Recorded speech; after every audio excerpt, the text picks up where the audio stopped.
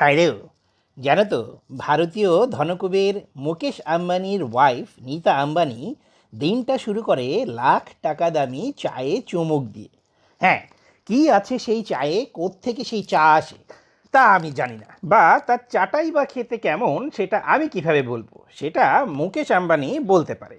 কিন্তু আমাদের দেশেও কিন্তু বেশ রঙের ঢঙের এবং ফ্লেভারফুল নতুন নতুন পদের চা পাওয়া যাচ্ছে। এই দেখো, এটা হচ্ছে গিয়ে কাজী অ্যান্ড কাজীর একটা জিঞ্জার টি। হ্যাঁ, সেই টি ব্যাগের মধ্যে একটু গরম পানি ঢেলে নির্যাসটা বের হওয়া পর্যন্ত ওয়েট করছি। আর এই যে চাটা দেখছো, এটা সুদূর তুরস্ক থেকে আমাকে গিফট পাঠানো হয়েছে। এই দেখো, এর মধ্যে রয়েছে বিভিন্ন রঙের ঢঙের অনেক রকমের ফুল এবং ফলের বীজ, সাথে কিছু লতা পাতাও দেখছি। হুম, এটা এই টি পটের মধ্যে গরম পানি দিয়ে হচ্ছে চুবিয়ে রাখলুম, যেটা নির্যাসটা আগে বের হোক, তারপরে খেয়ে চেখে তোমাদেরকে বলবো। এটা হচ্ছে আরেকটা ফুলের চা। হ্যাঁ, এই চাটাই আমার এক প্রেয়সী একবার আমার কাছে দাবি করেছিল, এটা খেলে নাকি ওর স্কিন মাখনের মতো মোলায়েম হয়ে যাবে। তো সেই মাখনটা তো পরে আমিই খাবো নাকি, সেই লোভে ওকে এটা আমি এনে দিয়েছিলাম।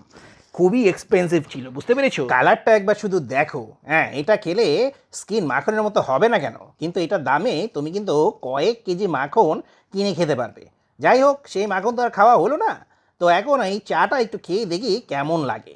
প্রথমেই সেই জিঞ্জার টিটা। হ্যাঁ, জিঞ্জারের কিন্তু কড়া ফ্লেভার এবং কালারটা দেখো, কালারটা কিন্তু অপূর্ব, ফ্লেভারটাও কিন্তু চমৎকার। মানে একটা চা খাওয়ার সময় তুমি যদি নাকে সেই স্মেলটা না পাও চায়, তাহলে কি হবে?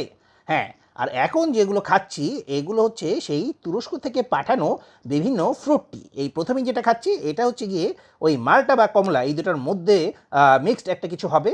আর এবারটা হচ্ছে গিয়ে পমিগ্রানেট বা হচ্ছে সেই কি বলতো, হ্যাঁ, পামির কোলা বা ডালিমের চা। এরকম ওরা বিভিন্ন ফ্রুট টি হচ্ছে গিয়ে প্রায়শই খেয়ে থাকে। আর এই কালারগুলো হচ্ছে গিয়ে বোঝানোর জন্য আমি আবার একটু বানিয়ে তোমাদের সামনে রাখলাম। আর এরপরে যেটা হচ্ছে গিয়ে আমি বানাচ্ছি, এটা হচ্ছে গিয়ে অ্যাপেল টি। হ্যাঁ, অ্যাপেল জুস যেমন তোমরা খাও, দেখো এটা কালার টালার সব কিছু কিন্তু সেই অ্যাপেলের মতোই। হ্যাঁ, আমার কাছে এগুলো খেয়ে যে জিনিসটা মনে হয়েছে যে এই প্রসেসড টি আসলে হচ্ছে গিয়ে বাচ্চাদের জন্য, এটা আলাদাভাবে কোনো টেস্ট ক্যারি করে না। আর লাস্ট অফ অল এর মধ্যে দিয়েছে একটা আরেকটা কী জানি ফলের চা, যেটা আমার কাছে খুব একটা ভালো লাগেনি। এবার খাচ্ছি সেই নীতা আম্বানির সেই ফুলের চা, যেটা খেলে তোমার স্কিন হয়ে যাবে মাখনের মতো। আচ্ছা, আমার মতো তোমাদের যাদের কয়লার মতো স্কিন আছে, তাদেরও কি এই চা খেলে মাখন টাখন কোনো কিছু হবে না? আমরা যেই কয়লা সেই বৈত্যাকালাই থেকে যাব। যাই হোক, কেটে দেখি যদি হচ্ছে স্কিন টু স্কিনে কোনো পরিবর্তন আসে, তাহলে তোমাদেরকে তো অবশ্যই বলবো। আর ভিতর থেকে হচ্ছে গিয়ে এই নির্যাস হওয়ার পরে এটার মধ্যে কি কি রয়েছে সেটা একটু তোমাদেরকে দেখাচ্ছি। এই ফল টলগুলোর নাম টাম জানো?